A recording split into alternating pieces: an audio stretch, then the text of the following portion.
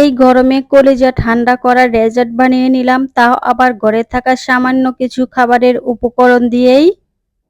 এত ভালো আর এত মজা লেগেছে এই খাবারটি। গরমের মধ্যে বিকেল বেলায় কিন্তু এইরকম খাবার হলে কিন্তু বাচ্চাদের অনেক ভালো লাগে। ঘরের মধ্যে ঠান্ডা ঠান্ডা কিছু বানানোর জন্য তেমন কিছু ছিল না, সামান্য কিছু উপকরণ ছিল খাবারে, সেই উপকরণ দিয়েই কিন্তু আমি এই যে সুন্দর ডেজার্টটি বানিয়ে নিয়েছি।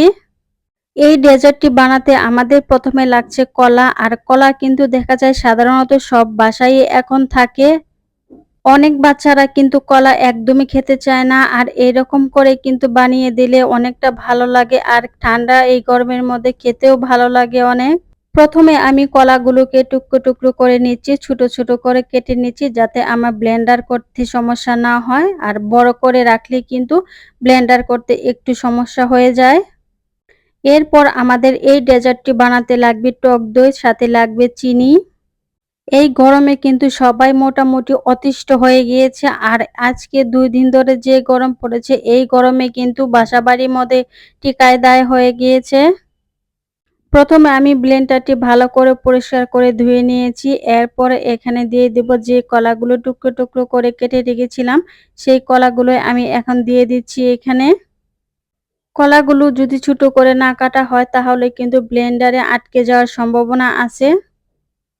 বিকেলের নাস্তায় এই খাবারটি এত মজা হয়েছিল যে সবাই খেয়ে খুব ভালো বলেছে আর খুবই প্রশংসা করেছে। কলাগুলো দিয়ে দেওয়ার পরে এখন আমি দিয়ে দিচ্ছি এখানে কিছু তরল দুধ, যে যেরকম খুশি দিতে পারেন। তারপরে দিয়ে দিচ্ছি টক দই, যেহেতু আমার ফ্রিজে সামান্য পরিমাণে টক দই ছিল আমি ওইটুকু দেওয়ার চেষ্টা করেছি। চাইলে কিন্তু দইটা আরো বেশি দেওয়া যেত, কিন্তু আমার বাসায় ছিল না, যতটুকু ছিল আমি অতটুকুই দিয়েছি। আর এইখানে দিয়েছি চিনি, যেহেতু আমি কলা দেব, কলাটা তেমন মিষ্টি হয় না, এজন্য আমি চিনির পরিমাণটা একটু বেশি করেই বাড়িয়ে দিলাম। এরপর আমি আইস দেই নাই, এখানে কোনো একটু ঠান্ডা পানি দিয়েছি শুধু, যেহেতু আমার ফ্রিজে আইস ছিল না।